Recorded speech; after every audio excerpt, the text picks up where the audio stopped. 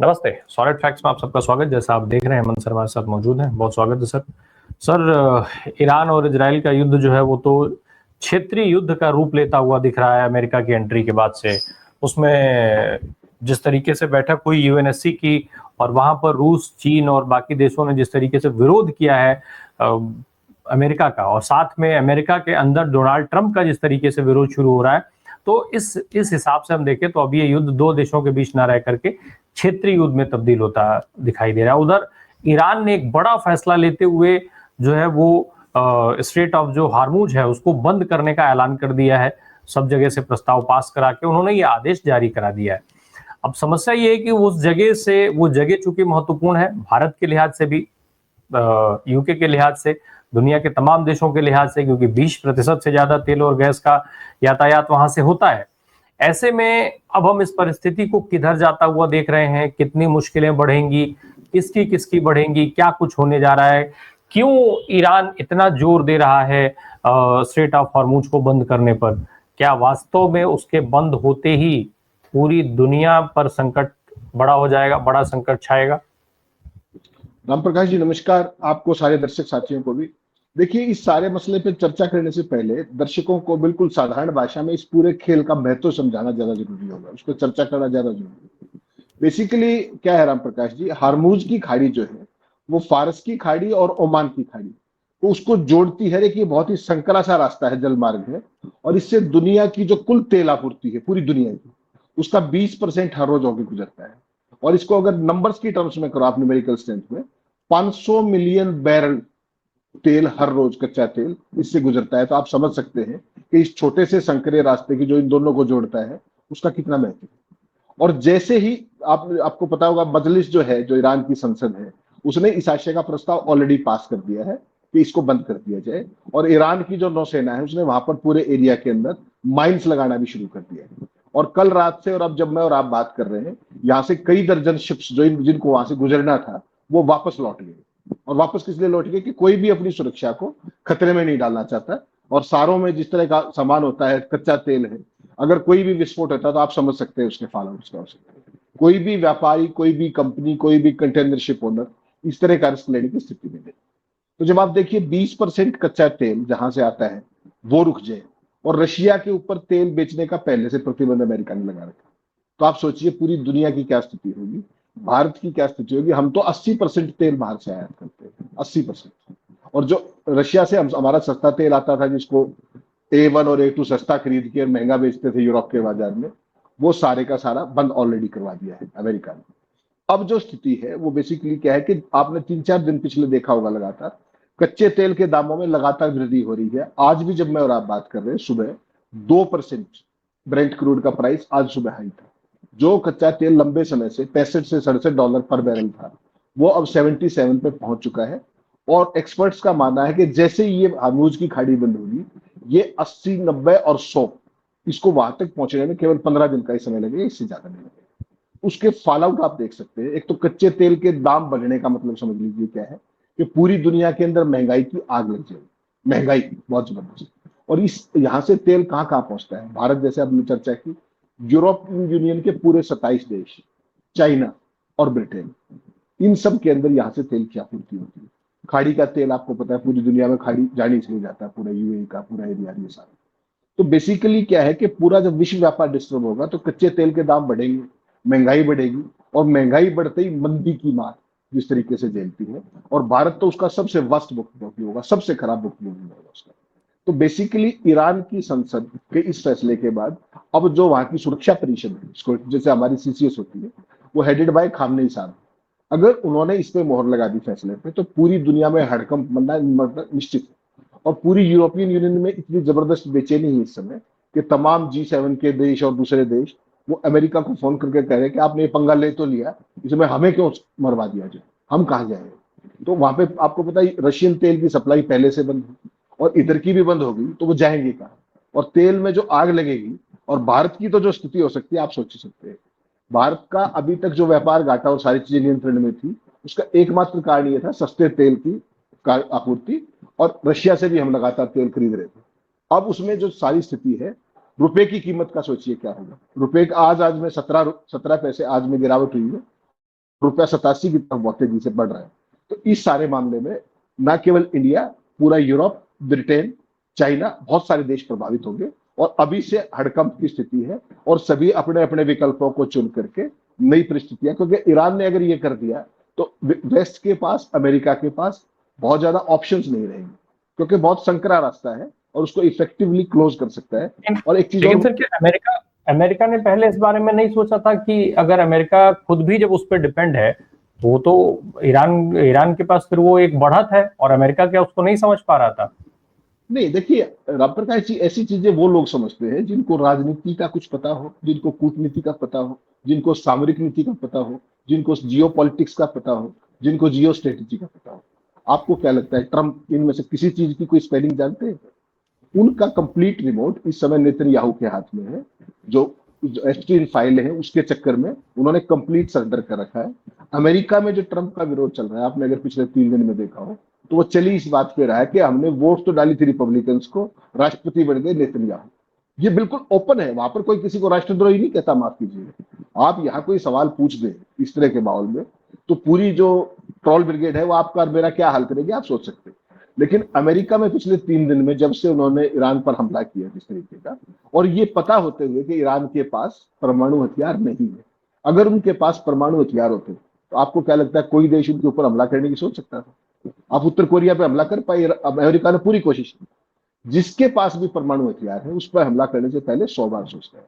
तो अमेरिका ने और ट्रंप ने अपनी बुद्धि नहीं लगाई, वो इजराइल के एजेंडे पे चल रहे हैं। और इजराइल का एक सूत्री एजेंडा है ईरान के सारी जो न्यूक्लियर कैपेबिलिटीज है उसको निस्तारबूद करना। और जो आपने सवाल किया, मैं सारे दर्शक साथियों को बता दूं, 1972 के बाद ये पहला अवसर है कि जब हरमुज की खाड़ी को बंद करने की नौबत आई है। 53 साल का सबसे बड़ा संकट है। पूरा विश्व व्यापार जिस तरीके का संकट में आ जाएगा, कच्चे तेल की आपूर्ति संकट में आ जाएगी। और भारत का तो जो खाड़ी के साथ पूरे का पूरा व्यापार है, कच्चा तेल और ये नहीं, उसके अलावा फर्टिलाइजर्स का व्यापार है, दूसरी तमाम चीजें हम उनको आपूर्ति करते हैं, साथ कंप्लीट व्यापार स्टैंड स्टिल पे आ जाएगा। और आपको पता है खाड़ी के देशों के अंदर हमारे लाखों भारतीय भी काम करते हैं।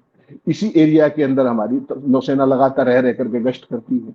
लेकिन ईरान को जिस तरीके से you have pressed them between the wall and the ravine, उसका ये परिणाम है कि ट्रंप जैसा जो अनाड़ी व्यक्ति है, जिसको समझ नहीं थी, उसने ये हैफाजार्डिक डिसीजन ले तो लिया। और तमाम अमेरिका इस चीज के खिलाफ था, लोग उनको चेतावनी दे रहे थे, सुरक्षा एक्सपर्ट चेतावनी दे रहे थे। वो बता रहे थे उनको कि उनके पास परमाणु हथियारों जैसी कोई चीज नहीं है।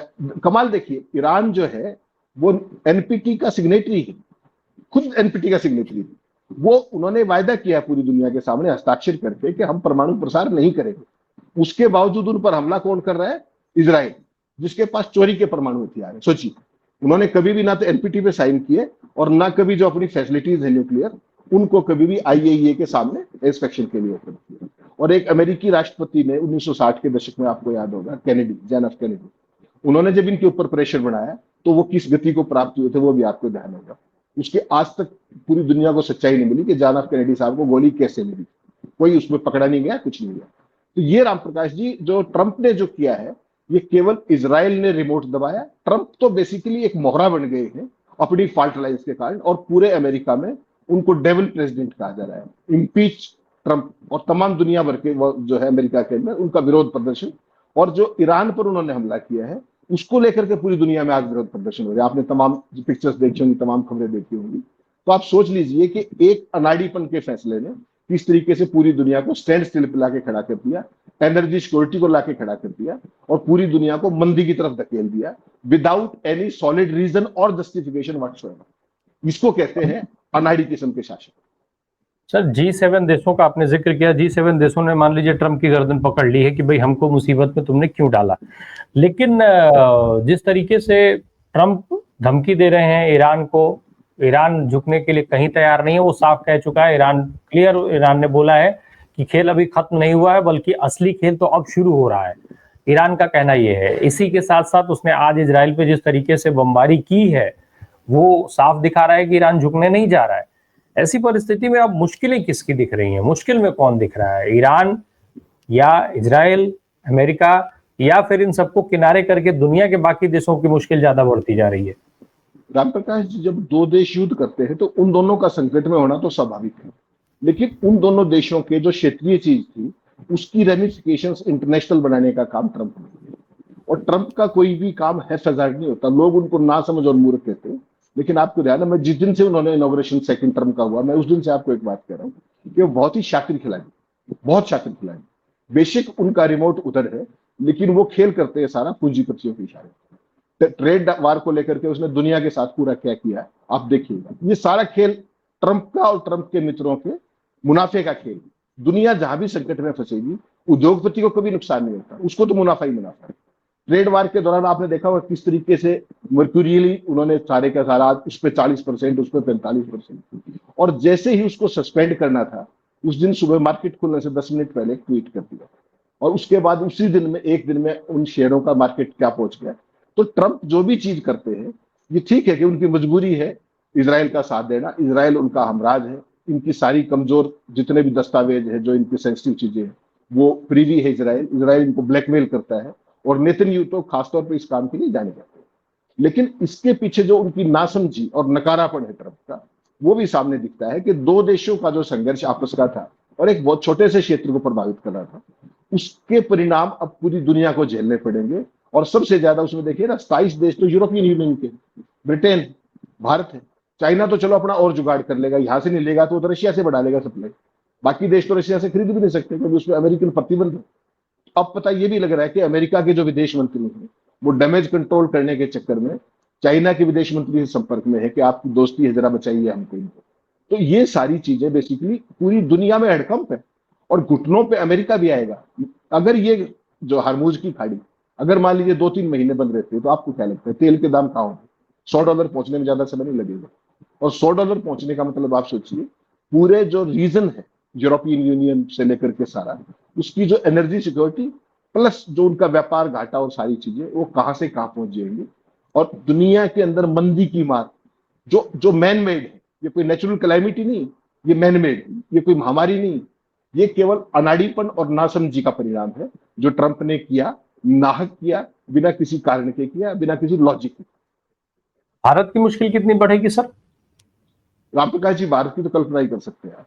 देखिए, हम तो अपने जो भी हमारा तेल जरूरत है उसका 80% आयात करते हैं, 80%, और उसमें से बहुत बड़ा हिस्सा गल्फ से आता है हमारा, सारा खाड़ी से, तमाम सऊदी अरब से, ईरान से, कुवैत से, सारे देशों से, कतर से। तो ये बेसिकली क्या है कि जब $77 जब पहुंच गया है, तो हमारा जो बजट घाटे की स्थिति होगी आप सोच सकते हैं। 65-67 जब था, $65 से $67 पर बैरल, उस समय हम काफी कंट्रोल में थे बजट। अच्छा, हमें सस्ता तेल रशिया से भी मिल गया। ये अलग बात है कि A1 और A2 ने वो खरीद के वो सारे का सारा यूरोप को एक्सपोर्ट कर दिया, और भारत की जनता को एक नए पैसे का लाभ नहीं हुआ। उन्होंने करोड़ों अरबों रुपए का जो भी खेल किया वो किया, लेकिन भारत के ऊपर असर देखिए ना। भारत को एक तो तेल महंगा मिलेगा, प्लस हमारे रुपए की कीमत कितनी गिरेगी। आज में 17 पैसा गिरा है, 87 रुपए की तरफ हम तेजी से बढ़ रहे हैं, 87 रुपए पर डॉलर के हिसाब से। आज का जो रेट है डॉलर का, वो 86 पॉइंट समथिंग है, 86.73 if I am not wrong. तो आज का रेट ये है। जैसे ही कच्चे तेल के दाम बढ़ेंगे, रुपया गिरता जाएगा, और पूरी की पूरा जो हमारा इकोनॉमिक साइकिल है उसको देखिए आप क्या है। कच्चे तेल की कीमतों में उछाल होगा, उसका हमारे फिस्कल टारगेट्स मिस हो जाएंगे, महंगाई बढ़ेगी, रुपया कमजोर होगा, कंपनियों की प्रॉफिटेबिलिटी घटेगी, लागत बढ़ जाएगी, उत्पादन घट जाएगा। तो भारत का तो पूरे का दूसरा, गल्फ के साथ पूरे का पूरा व्यापार हमारा ठप होकर रह जाएगा, क्योंकि ये एक इंडिया स्पेसिफिक नहीं है, ये उनका एक पॉलिसी डिसीजन है।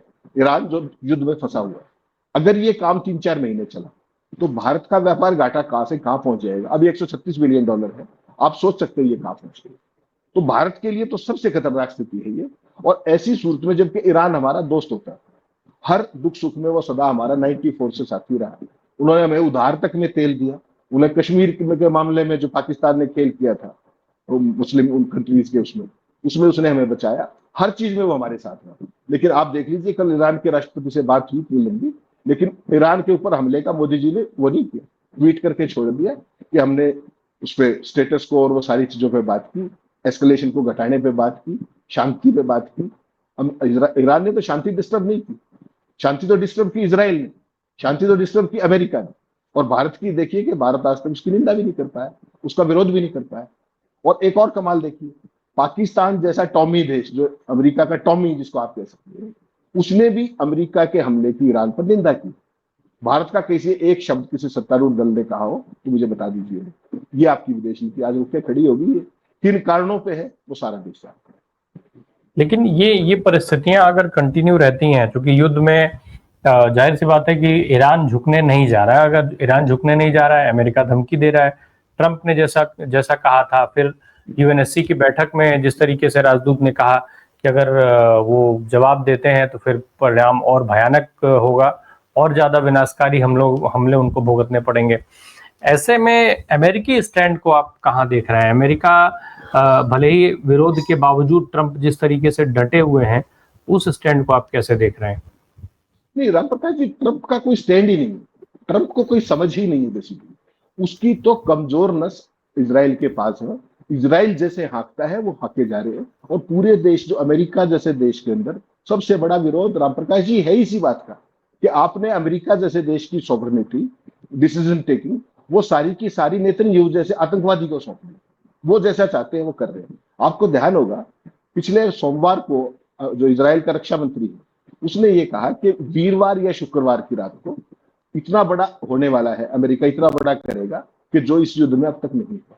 तो वो पहले तारीख बताया, और आपने क्या देखा, वीरवार शुक्रवार को नहीं, मंडे मॉर्निंग में ट्रंप ने क्या कहा कि 2 हफ्ते का समय अभी हम विचार करेंगे। तो पूरी दुनिया को एक तरीके से कंफ्यूज करने का खेल। ईरान थोड़ा रिलेक्टेंट रहे, जल्दबाजी ना करे, इसलिए शांति। और जैसे ही मौका आया, with in 48 hours of his own statement, सुबह 4:30 बजे कल आपने देखा किस तरीके का हमला किया। तो ट्रंप तो बेसिकली उनका रिमोट कंप्लीटली नेतन्याहू के पास है, और वो जैसे चाहे, उनकी सरकार देखिए पहले बता रही कि वीरवार या शुक्रवार को होगा, और ट्रंप शुक्रवार को ऑन रिकॉर्ड व्हाइट हाउस में ये कह रहे हैं कोर्ट एंड कोर्ट कि 2 हफ्ते के बाद फैसला करेंगे ईरान के मामले में, और 48 घंटे के अंदर उनके बम वर्षक वहां पहुंच के जिस तरह की कार्रवाई करते हैं। तो समझ लीजिए मतलब क्या है कि इजराइल बहुत भीषण संकट में फंसा हुआ था, और उसका अस्तित्व बचाने के लिए ट्रंप मैदान में कूद गए। ना तो अपने देश का पॉपुलर सेंटीमेंट देखा, ना उन्होंने रिपब्लिक की पॉलिटिक्स पूरी की पूरी अमेरिका में क्या रहेगी, उसके क्या दुनिया के लिए फॉल आउट होंगे, यूरोपियन यूनियन के लिए क्या फॉल आउट होंगे, एनर्जी सिक्योरिटी जो दुनिया की उसके लिए क्या फॉल आउट होंगे।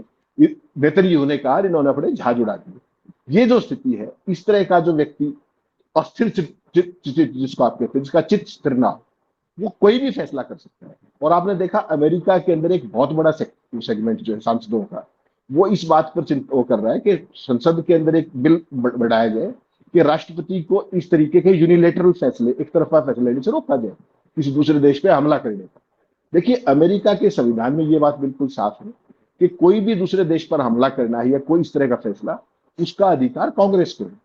और अमेरिका के तमाम सीनेटर्स इस बात को लगातार उठा रहे हैं 13 तारीख से लेकर अब तक। लेकिन ट्रंप ने वही किया, पार्लियामेंट में नहीं गए, कहीं कांग्रेस से नहीं पूछा, और सीधा जाके यूनिलेटरल साइन कर दिया ऑर्डर, एक्जीक्यूटिव ऑर्डर के लिए। तो ये अपने आप में डेमोक्रेटिक कंट्री के अंदर एक खास तरीके का अधिनायकवाद है जिसको ट्रंप आगे बढ़ा रहे हैं अपनी तमाम फॉल्ट लाइन्स के कारण। उनकी क्या क्या फॉल्ट लाइन्स है ये दुनिया से छुपे नहीं। एप्स्टीन फाइल में जिस तरह का उनका रोल है, वो तो मस्क ने बता दिया था पूरी दुनिया को कि ट्रंप किस तरह के आदमी है। चुनाव जीतने के बावजूद, शपथ लेने से 1 हफ्ता पहले आपको ध्यान होगा, अमेरिका की फेडरल कोर्ट ने उनको कन्विक्ट किया, और किस मामले में किया वो भी सारी दुनिया को पता है। तो इस तरीके का चरित्रहीन व्यक्ति अगर दुनिया की सबसे ताकतवर पोस्ट पे बैठेगा तो उसका फॉल आउट यही होगा जो पूरी दुनिया देख रही है। और अमेरिका को भी अब समझ में आ रहा है कि कल तक जो आदमी अमेरिका फर्स्ट कह रहा था, आज उसके लिए इजराइल फर्स्ट हो गया है। देख लीजिए आप, अमेरिका को ग्रेट अगेन बनाने की बात कर रहा था, अब मेक ईरान ग्रेट अगेन करने की बात कर रहा है। और क्या कह रहा है कि वहां रिजीम चेंज होता है तो उसको, ईरान को दोबारा ग्रेट बनने में सहायता होगी। तो आपने अपना तो ग्रेट बना लिया, अब उनकी कमी है जो आप दूरी करेंगे। ट्रंप ने बेसिकली पूरी की पूरी अमेरिका की विदेश नीति, पूरी की पूरी सॉवरेनिटी ईरान पर हमला करके ये बात स्पष्ट कर दी है कि वो उसने इजराइल को, नेतन्याहू को गिरवी रख दी है अपनी गलतियों के साथ। बिल्कुल। अब एक चीज और है सर, जो परिस्थिति बन रही है, जिस तरीके से तमाम देश ईरान के पीछे लामबंद होते हुए दिखाई दे रहे हैं मिडिल ईस्ट के, और साथ में उधर इजराइल के पास अभी केवल अमेरिका ही खड़ा दिख रहा है। ऐसे में ये जो परिस्थिति है, क्या, क्योंकि बाकी देश जो लामबंद तो हो रहे हैं लेकिन सीधी एंट्री नहीं हो रही है किसी की, यमन को अगर हम छोड़ दें तो अमेरिका सीधे एंटर कर रहा है, ये अमेरिका को और ज्यादा ताकतवर बना रहा है, क्योंकि बाकी देश साथ तो खड़े हैं ईरान के लेकिन सीधी एंट्री नहीं कोई कर रहा है। नहीं राम प्रकाश जी, अमेरिका का तो इसमें कुछ रोल बनता नहीं था। देखिए चाइना भी मदद कर रहा है ईरान की, लेकिन पर्दे के पीछे से कर रहा है। तमाम देश एक दूसरे के मित्र राष्ट्र होते, सारे मदद करते हैं। लेकिन जिस तरीके से अमेरिका ने बिना कारण के वहां करके, बिना किसी तथ्य के, बिना किसी सबूतों के, जो काम उसने इराक के साथ किया था कभी, कि उनके पास वेपन्स ऑफ मास डिस्ट्रक्शन, कोई सबूत नहीं दिया था, और अच्छे भले इराक देश को तहस नहस कर दिया कि उनके पास रासायनिक हथियार है, जैविक हथियार है। यही काम एग्जैक्टली आप देखेंगे ईरान के साथ किया जा रहा है। और उस समय आपको ध्यान होगा ब्रिटेन के प्रधानमंत्री ने माफी मांगी थी संसद में कि हमारे पास सबूत नहीं थे, हमसे गलती हुई। लेकिन अमेरिकन प्रेसिडेंट ना तो गलती मानेगा, ना कोई सबूत देगा। उनसे कोई पूछे तो सही कि आपने क्या हमला किया, क्यों किया। और पूरी दुनिया की व्यवस्था जो थी, उस ऑर्डर को डिस्टर्ब करने का अधिकार आपको किसने दिया। लेकिन उनकी मजबूरी वो जानते हैं, पूरी दुनिया आप समझ रही है कि नेतन्याहू और इजराइल किस तरीके से ना केवल ट्रंप को, उनके पूरे सिस्टम को ब्लैकमेल कर रहे हैं। उनकी जो पूरी लॉबी है अमेरिका के अंदर, वो जो यहूदियों की जो लॉबी है अमेरिका में, वो पूरे के पूरे डिसीजन मेकिंग प्रोसेस को ही हाईजैक कर चुकी है। और जो वो चाहते हैं, जैसा वो चाहते हैं, वैसा ही अमेरिका लगातार कर रहा है। They are dancing to the tunes of Netanyahu and Israel. ये जो स्थिति है, ये पहले कभी इस तरीके, अमेरिका देखिए सदा से इजराइल की मदद करता है, कोई शक नहीं इसमें। लेकिन 1979 तब से यह विवाद उनका लगातार चल रहा है, अमेरिका का ईरान के साथ इसी मसले पर। लेकिन कभी अमेरिका ने हमला डायरेक्ट नहीं किया। उसका कारण ये था कि वो सारे जो भी राष्ट्रपति रहे, उनको ये समझ थी। लेकिन ट्रंप ने, आपने पिछली टर्म में देखा होगा, 2015 का जो ईरान के साथ समझौता था, उसको ट्रंप ने यूनिलेटरली तोड़ा। उसके बाद जबरदस्ती उनसे बातचीत करने की कोशिश की। अभी 15 तारीख को, 15 जून को उनके साथ बातचीत होनी थी, आपको भी पता है इस बात का, जो परमाणु वाले मसले को लेकर, परमाणु कार्यक्रम को। और 13 तारीख को इसराइल ने हमला कर दिया। और रूस के राष्ट्रपति ने 2 टूक कहा और रिकॉर्ड कहा पुतिन के साथ। इसराइल ने, ईरान ने कुछ नहीं किया। ये ट्रंप ने उनकी पीठ में छुरा घोंपा है, जो चलती हुई बातचीत को तोड़ के इसराइल से हमला करवाया और वार्ताकारों को टारगेट करके उनकी हत्या करवाई। जो ईरान की तरफ से परमाणु बातचीत में लेके वार्ताकार थे, तमाम जो ईरान की टॉप लीडरशिप थी, आर्मी की, इंटेलिजेंस की लीडरशिप थी, परमाणु वैज्ञानिक थे, सबके ऊपर पॉइंटेड हमले कराए, टारगेटेड हमले कराए। और उस बातचीत को तोड़ने का काम ईरान ने नहीं किया, अमेरिका ने किया और इसराइल के जरिए किया। ये पुतिन ने साफ साफ कहा है। तो इसके अलावा तो आपको कोई सबूत बचता नहीं है। और अमेरिका ने इसका अभी तक खंडन नहीं किया है, इतने बड़े नेता के कहने के बावजूद। America has not came clear on this. तो साफ साफ दिखता है कि अमेरिका और इसराइल मिलकर के सारा खेल कर रहे हैं, और उसका दंड सारी दुनिया भुगतेगी। उनके तमाम मित्र राष्ट्र भुगतेंगे, जिसमें यूरोपियन यूनियन, ब्रिटेन और तमाम देश, और G7 के भी तमाम लोग उसके अंदर ही। वो सारे प्रभावित होंगे, सबकी अर्थव्यवस्था प्रभावित होगी, सबकी महंगाई होगी, सबके यहाँ मंदी आएगी, और तमाम चीजें ऐसी होंगी जो एक व्यापार क्राइसिस की स्थिति ट्रंप के इस फैसले से कर देगी। ये स्थिति तो बिगड़ती चली जा रही है, लेकिन सर भारत अभी भी खामोश है। एक बहुत संक्षिप्त टिप्पणी आपकी भारत की खामोशी पर। भारत तो किस मसले पे बोलता है? इस मसले पे पिछले दिनों आपने देखा, जब ये युद्ध शुरू हो रहा था, तो 2 लाइन का एक विदेश नीति दिखाई थी मैंने आपको, ये जो आपके विदेश मंत्री जयशंकर साहब ने, कि spoke to Iranian foreign minister and got a call from Israeli foreign minister. कल प्रधानमंत्री जी से बात हुई ईरान के राष्ट्रपति की, और उसमें प्रधानमंत्री जी ने क्या ट्वीट किया? एक बार भी भारत यूक्रेन युद्ध को लेकर के कोई सब्सटेंशियल चीज बोली है? अभी तक ईरान इजराइल पे कोई सब्सटेंशियल चीज बोली है? सबको युद्ध और बुद्ध का प्रस्ताव पढ़ाते थे ईरान। अब इसमें क्या नाम, जो आपका रूस और यूक्रेन का जो संघर्ष हुआ, तो मोदी जी ने वहां क्या कहा था कि युद्ध काल नहीं है, ये बुद्ध काल है। और यहाँ तो ये ज्ञान भी नहीं दे पाए।